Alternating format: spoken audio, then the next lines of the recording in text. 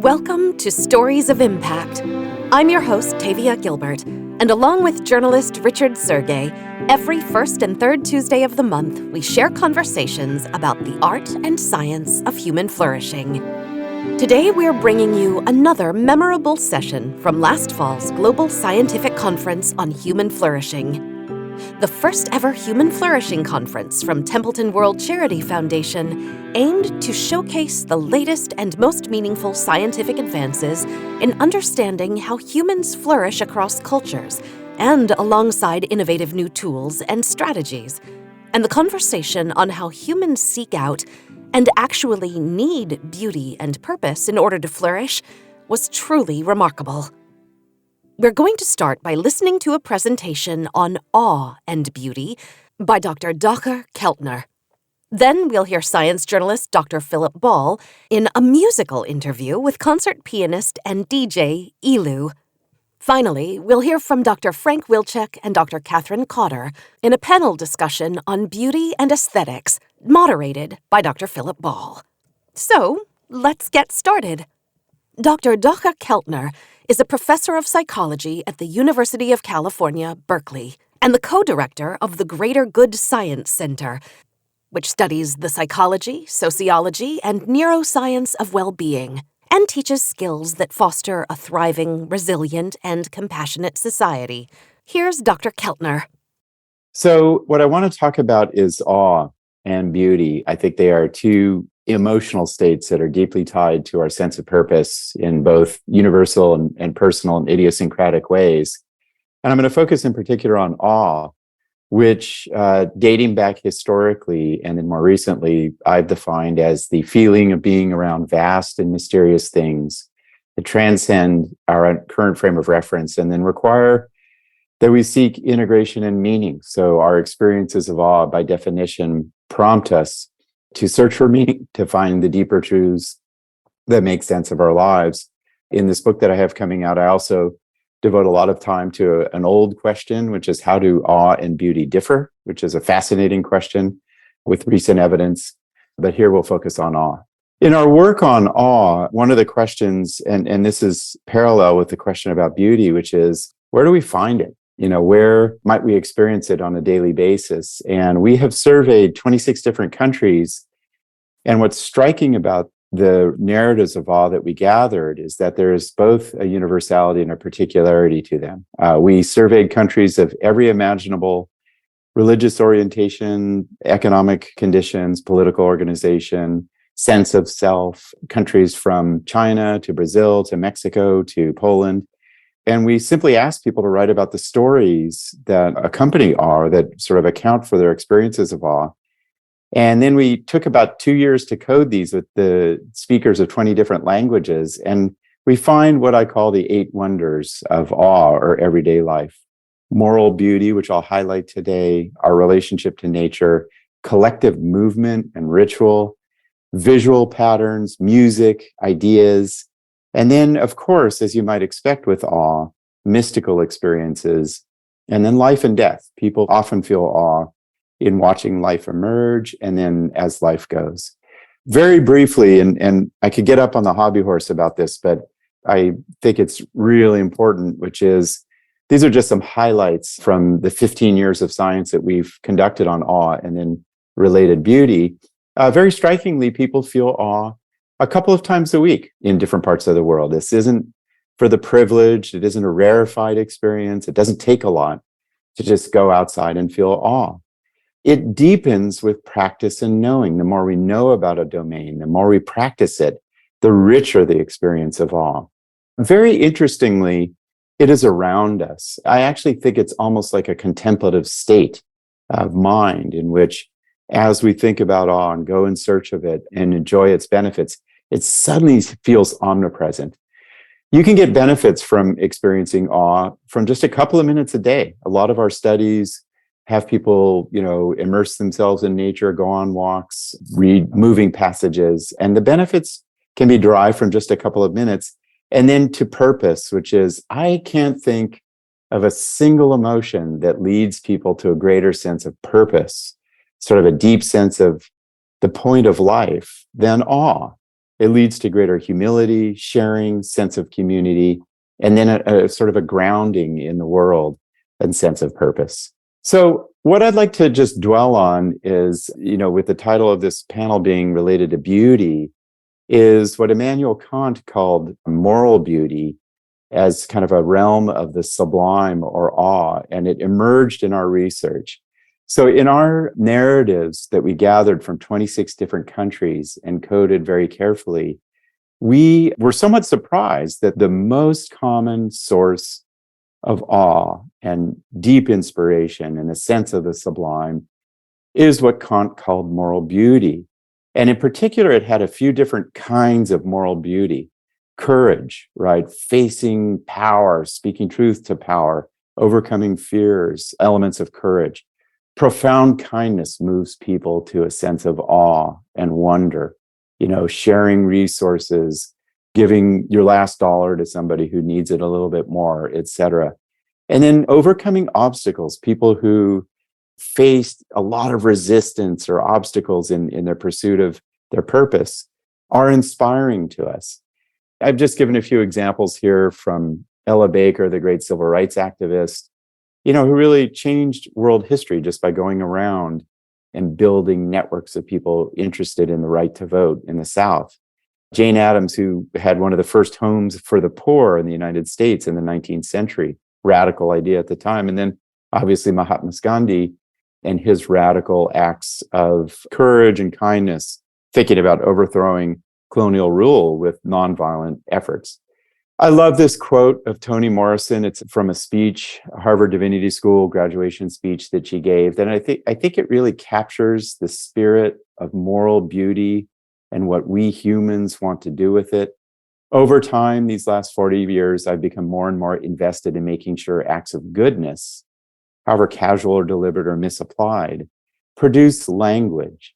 Allowing goodness its own speech does not annihilate evil, but it does allow me to signify my own understanding of goodness, the acquisition of self-knowledge. And what Morrison is speaking to is what we find in studies, which is that these encounters with moral beauty in feelings of awe produce this kind of deep self-knowledge about the point of our lives. So I do a lot of, in my teaching, just given the times and the pandemic and so forth, and the rise in depression and anxiety, ask people to do more contemplative approaches to the content of our work. An exercise that I lead in classes where you just take a moment to think about a couple people who have inspired you and what their kindness and courage and overcoming might have been, and then how those qualities of this person of moral beauty live with you today. Very important questions to be asking for our young people today. And then finally, there's a nice review by Thompson and Siegel that really brings into focus all the benefits of allowing goodness its own speech. And these are very clear, straightforward, controlled experiments in which you look at a morally inspiring person, a speech of Martin Luther King, somebody who's overcoming obstacles, Mahatma Gandhi, Mother Teresa, etc. You compare it to appropriate control conditions like humor or neutral stimuli or the like. And I'll just note some really interesting things here. One is that there's this whole psychophysiology or neurophysiology of prosociality that we've been working on in our lab that really is produced by these encounters with moral beauty. You get these specific kinds of chills up the back of your neck that a lot of social mammals show when they lean into each other and feel community. You tear up, which is a parasympathetic autonomic response. You show elevated vagal tone, the vagus nerve, which produces social engagement. And in one study, oxytocin release, this little neuropeptide that enables forms of cooperation. So these encounters with moral beauty really change us physiologically. And then they give us this deeper sense of purpose, right? These encounters with moral beauty lead to more sharing and cooperation and a sense of moving towards something better in our own individual lives. So the wonderful thing to think about with respect to these emotions of beauty and awe is they're all around us. We can access them through music and art and nature and other people. And they do serve as a compass to orient us to what is our purpose given the life we are living? So there's wisdom in these passions. Thank you very much. Now we have the pleasure of hearing from jazz pianist and artist ELEW. ELEW has played alongside the likes of Wynton Marsalis and Elvin Jones, and has played for, amongst countless others, Barack and Michelle Obama at the White House.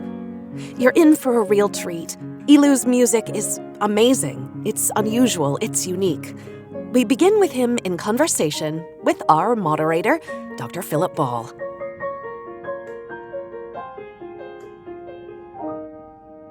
So, ELEW, I wonder if, first of all, you could tell us a bit more about yourself and about your musical journey. Yes, as stated, my name is ELEW. That is a contraction of my born name, which is Eric Lewis. And I come from the city of Camden, New Jersey. I am a fourth generation musician. I am the first jazz musician in my family. I received a full scholarship to Manhattan School of Music. I graduated Dean's List and immediately began touring the world with Wynton Marsalis and Elvin Jones and just the top musicians. I then broke away from jazz in search of my own voice, and I ended up discovering rock. And I found a way to bind the two genres together into one of my first inventions, which I called rock jazz, where I took the virtuosic elements and improvisational elements of jazz and combined them with the sheer power and drive and the candor, contemporary candor of rock and roll. I can't wait for this. Let's hear it.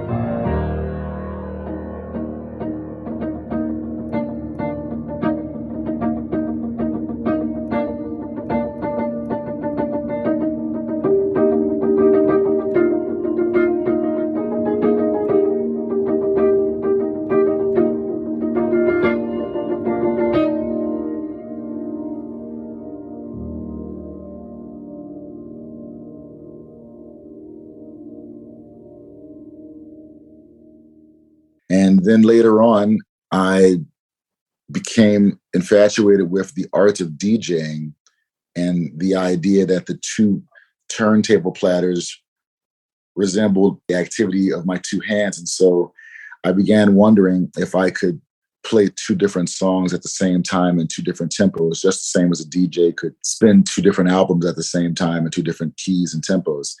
A legendary technique that supposedly the great Art Tatum was able to do. And so eventually I figured that out. So I coined that skill, piano turntablism.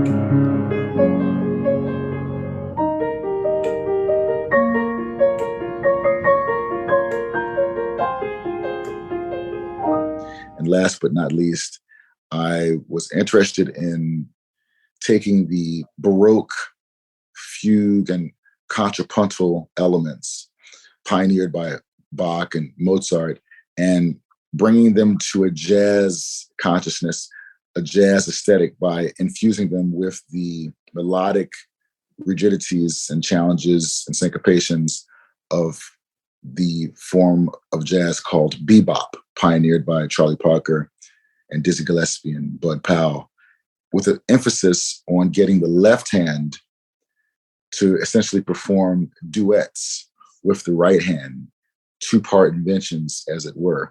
However, doing it in such a way that these two lines did not hijack or interfere with the synchrony and the pulse of the bass and drums. I did figure out a way to get the left hand to bop along with the right hand, utilizing the richness of the melodic literature of jazz bebop.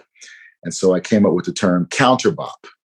And so that is the third thing that I am innovating, pioneering in my lifetime, in my world.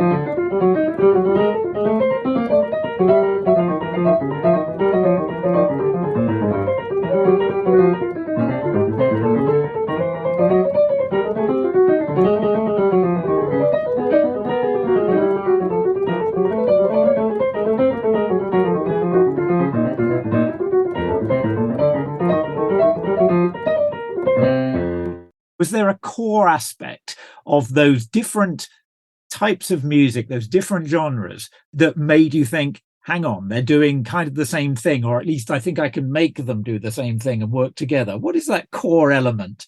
Well, the core element is the human brain, the human nervous system, and especially in my case, with the activity of the hemispheres, the wiring of the hemispheres has everything to do with all of my pianistic goals. In the discussion that we just had earlier, we touched upon the fact that music has, for as long as we know, archaeologically about human cultures, it has been there. What is it about music, do you think, that seems to make it so central and actually probably so essential to all cultures?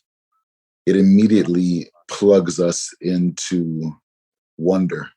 It plugs us into awe, because we as humans, and especially if we think about early humans, are so susceptible to awe.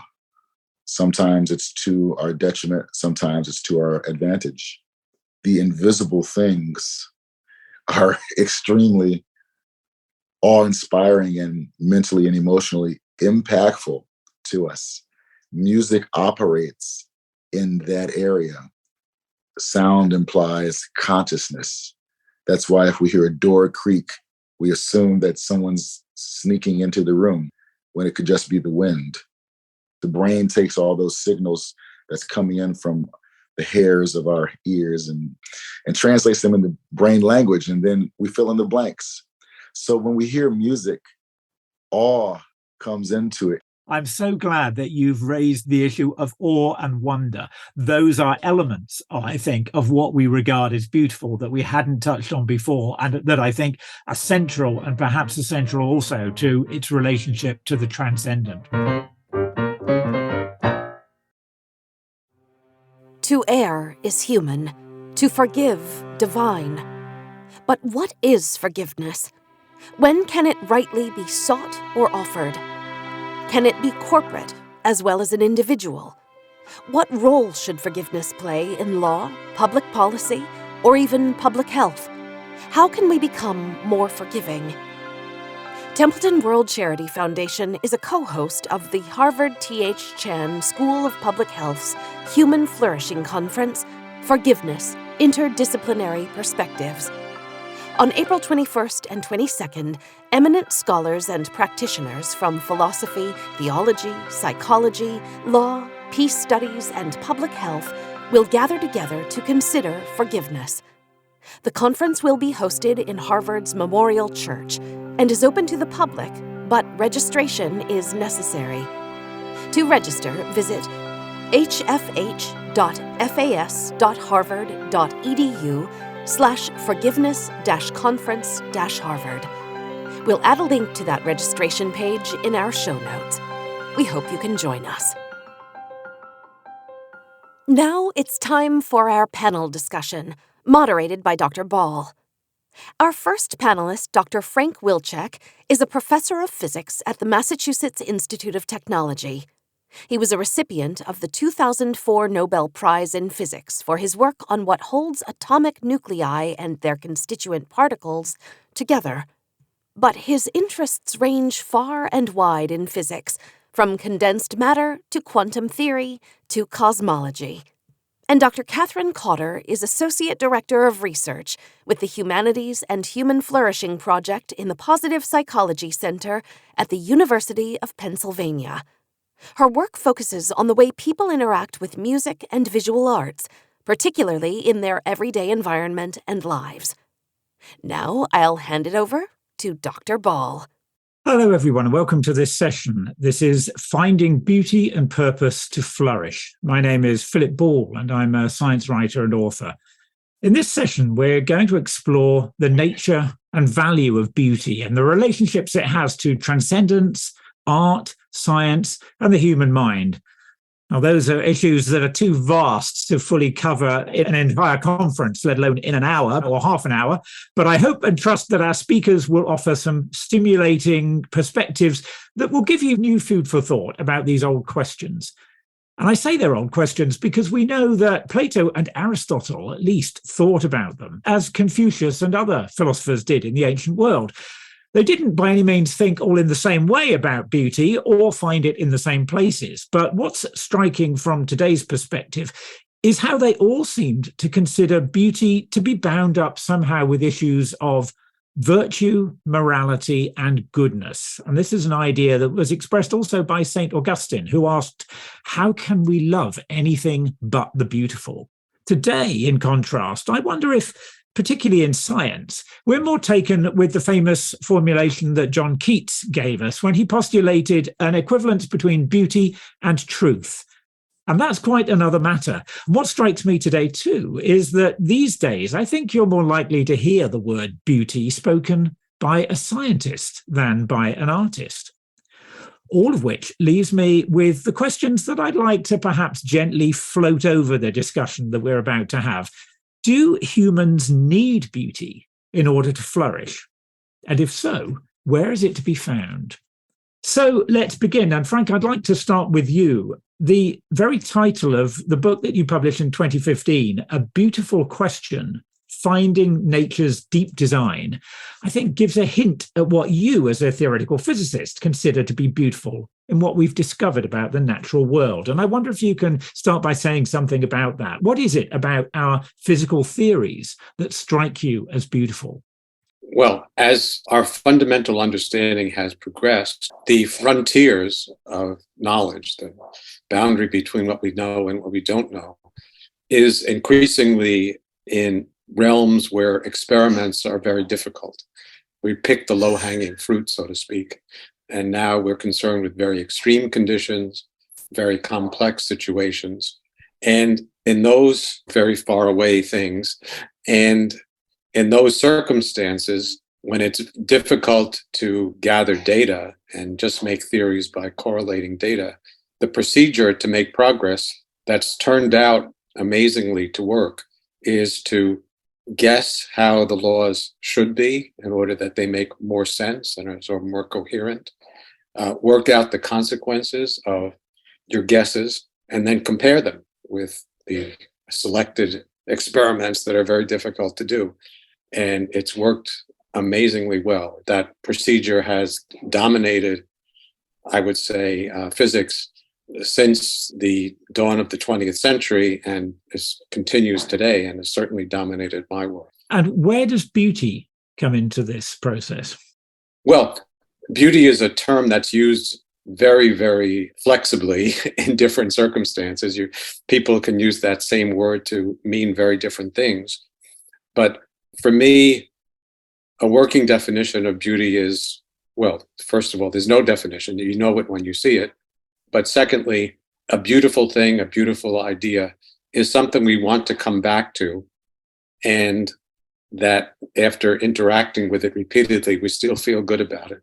And I think that has evolutionary value. In the scientific world, a dominant theme where beauty is, I think, very clearly manifested is in the theme of symmetry. We want our laws to be able to be transformed and yet look the same. That's, if you think about it, that's the definition of symmetry.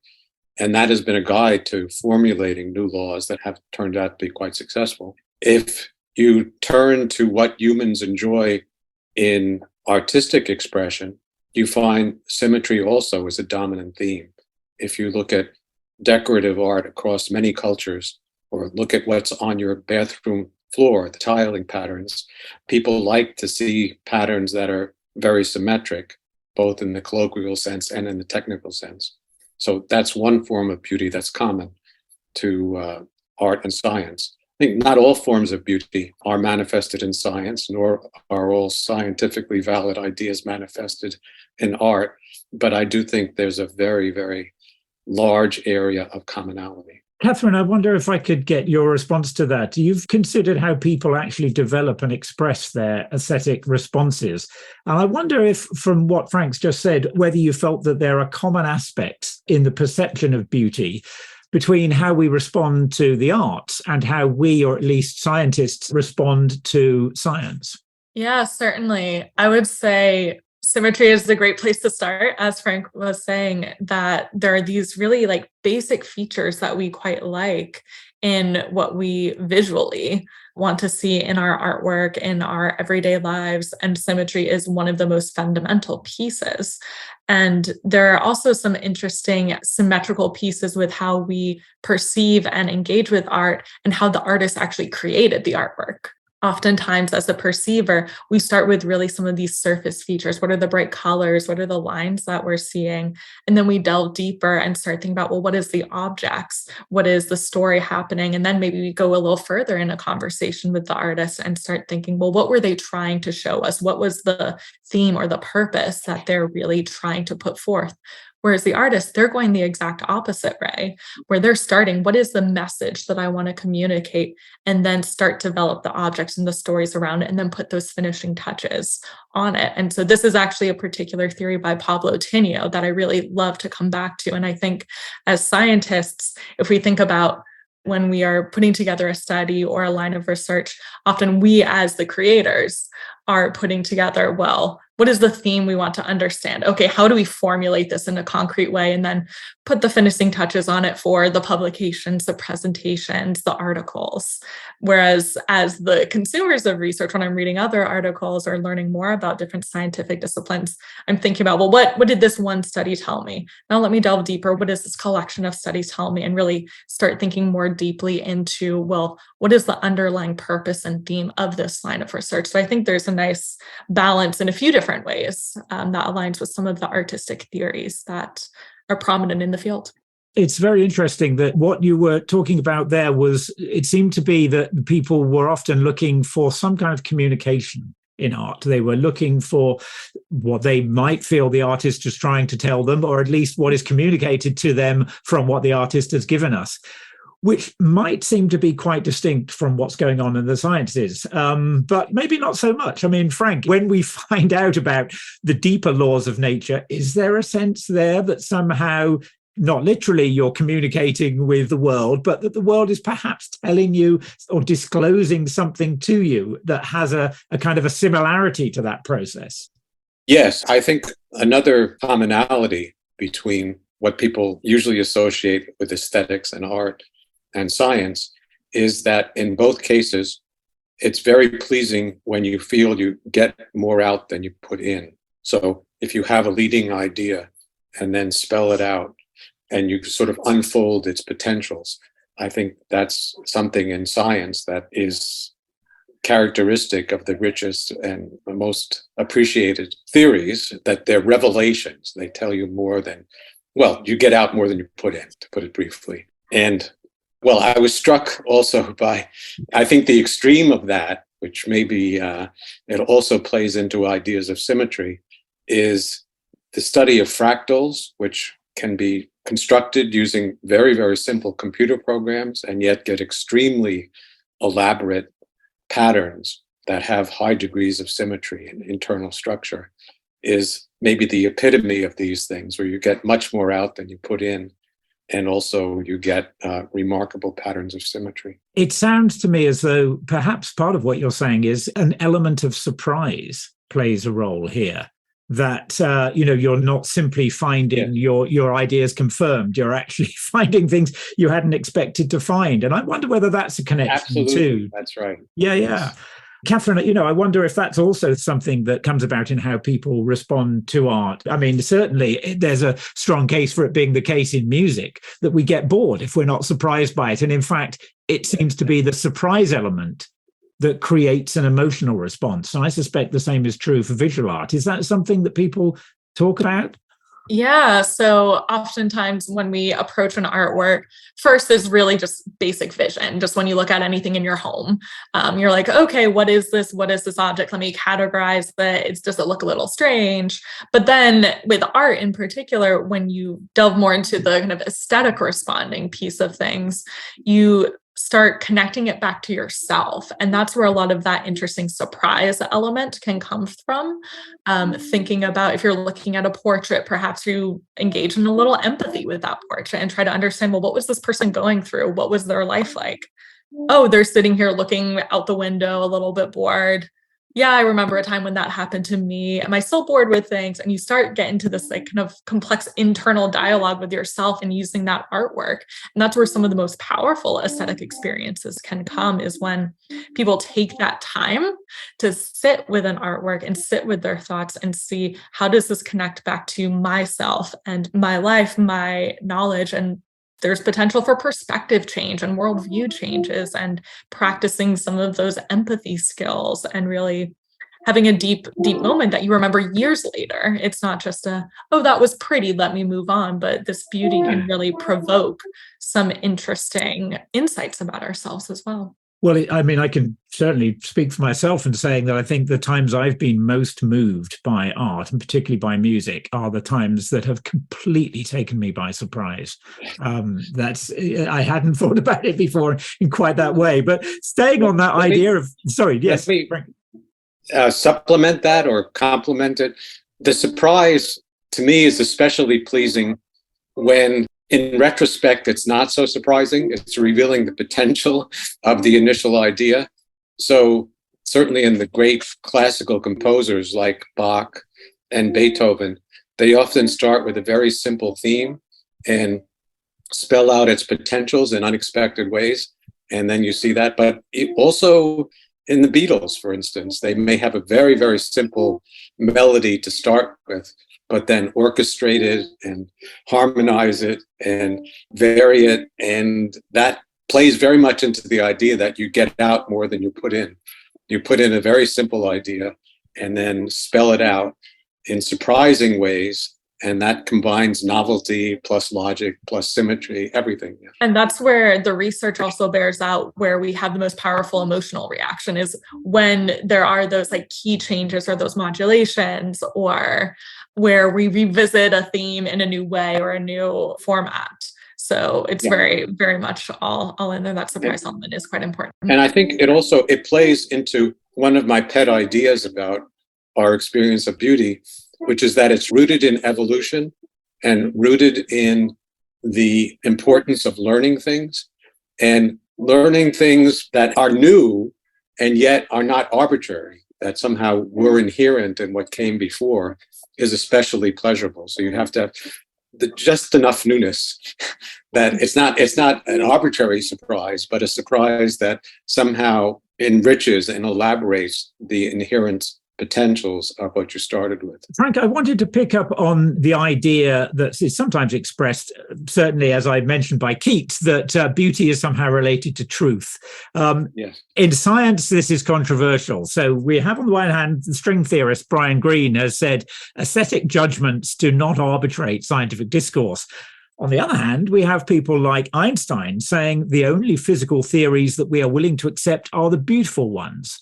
Or the physicist Paul Dirac saying that if he had to choose between an equation that was beautiful and one that actually fitted experiment, he'd always go for beauty. So which is it? Is beauty a guide to scientific truth or not? Beauty has been a remarkably successful guide to scientific truth, but it has to be checked. I mean, there have also been theories that were beautiful in the eyes of their creators and proponents that turned out not to be so beautiful in the eyes of nature, or to be, at least not to be accurate in the eyes of nature. So I think beauty is an excellent way to motivate investigations, but at the end of the day, science is empirically based. And if, as Feynman said, no matter how beautiful you think your theory is, if it doesn't agree with nature, it's wrong. You can have theories, you mentioned string theory, you can have theories that have undoubtedly, or for that matter, pure mathematics, has a kind of logic and widely perceived ability to stimulate impressions of beauty in the people who understand it, but exists on its own, does not have to be compared with nature. However, to me, things reach a different level, and having things that actually describe the real world takes it to another level. Okay, so if in science beauty might be considered at least a hint towards truth, Catherine, I wanted to ask about the wider value of beauty. You've published a study on art museums as institutions of human flourishing. Can you explain what you mean by that? And in particular, I wonder whether part of the implication is that institutions like this, or having access to beauty in art, should be seen as a kind of public resource that we need. Is that what you're saying? Yeah, so in that research and the broader work that I'm doing currently, what we're examining is, well, where do people go when they seek out art? It's very easy for me to bring people into a computer lab, flash some artworks on a little screen and say, okay, what was your aesthetic response? But that doesn't really mirror how people are going to engage with the arts in their actual lives. And if people want to go see beautiful visual art, oftentimes they go to an art museum. And there's been really a burgeoning field starting to explore, well, what's not just our aesthetic responses, but what are our well-being and flourishing responses to this form of engagement? And through this review that I recently published, what I found is that going to an art museum and engaging with art can help us feel more connected, even in an abstract sense, to other people, whether it's people in our lives or just being part of the art lover community. It can help reduce our stress levels, including biological stress levels with the hormone cortisol, and reduce that much more rapidly than if we're just going about our daily lives trying to de-stress in other ways. It benefits, of course, our emotional well-being by helping us feel more engaged and more greater vitality in our lives, and also can help kind of cultivate meaning and the like in our lives. And so if we think about not just, well, what are the individual artworks doing for us? What happens when we look at a single artwork? We can think about, well, where are we doing this? Because when you go to an art museum, that's a very put together experience by the institution. And so if we think about it beyond, well, what does a single artwork do for us? We can think about, well, what do these institutions that we go to engage with the arts? And what can they be doing to really cultivate and enhance and optimize our human flourishing? Looking at artwork does a lot for our well-being and flourishing, but how can we think about these as institutions that can really promote well-being as one of their goals? And in a recent survey I conducted with a national sample of art museum professionals, we found that that's the area they want to grow most in, is really tapping into promoting well-being of visitors when they're in their institutions. And so if we think more broadly about art museums as institutions for human flourishing, we can think about them, as you said, as these kind of community resources that we can go to. And this is becoming a much more popular idea, particularly in the UK and Canada and some spots in the US now through social prescribing mechanisms where people can go to their physician. And if what the physician is seeing is, well, you're feeling disconnected, it's not something I can prescribe a treatment for to really address, but maybe you're feeling a little lonely or disconnected or not sure what to do with yourself. You can connect people to community resources. And one of the biggest programs that they've launched is Arts on Prescription. So prescribing people to go visit their art museum. And they've seen great benefits with reductions in having to go back to your primary care physician and reductions in emergency care. So the arts in general is not just a luxury that only some can afford or dedicate time to go to. We really should be thinking of them as additional health and well-being resources that can be tapped into to make sure people are living full lives, because the arts aren't a luxury. They're a vital part of all cultures and need to be recognized as such, in my opinion. It seems to me that the very fact that for as long as we know about human civilization, art has been there in some form. Music has been there actually for, at least 40,000 years. Visual arts have been there for longer, that it does seem to be clear that it's an essential part. All cultures have it. One of the things that's often said about the arts versus the sciences is that you don't need specialized training to read the beauty or whatever it is, whatever aesthetic value you get from art, you can read it off the surface, which is simplistic because, I think that can be deepened with greater understanding, but nevertheless, it's something that most people can do. Whereas, Frank, that's clearly not the case for sciences, that sometimes you need specialized training and particularly perhaps to perceive these aesthetic aspects of scientific research. It actually requires sometimes quite a deep understanding before you can even start to see it as something more than hard grind and equations. What do you think can be done to lessen that? Yeah, I think as with music, really, the more you understand and the more you participate actively, the more you get out of it. But there are aspects of science that I think can be widely shared. Certainly demonstration experiments of surprising phenomena and gadgetry is one. But also, to contribute at the frontiers, there's no way around it. You need to master a lot of mathematics and specialized knowledge. But to grasp some of the basic concepts and sense how strange and yet logically coherent and also true they are requires, more than anything else, it just requires a little bit of patience and a good teacher.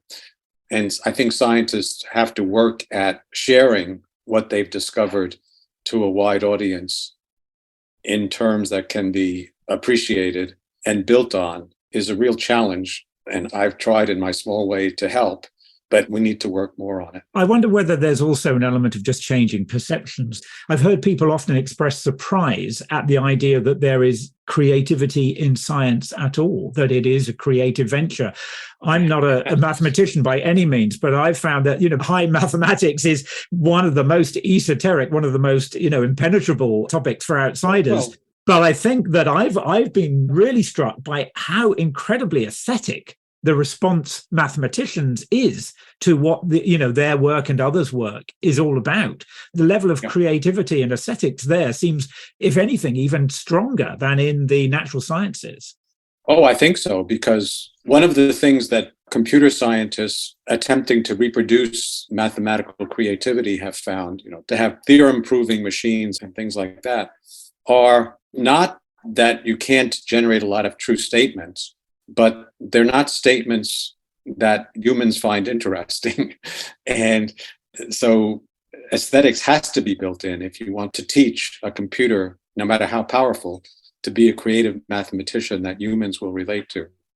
I think you have similar problems, or certain related problems in music or the visual arts. If you want to have a computer that really produces things that are seen as creative and pushing the frontiers of artistic expression, you'll need to bring in concepts of human experience and meaning that at present, I think we don't know how to capture in algorithms. So it's very much a case of you know it when you see it. However, computers are getting better at knowing what they're seeing. So, for instance, they've learned to identify cats in images. So maybe at least the first baby steps have been taken in extracting meaning. And that will be a very interesting thing to watch in the future.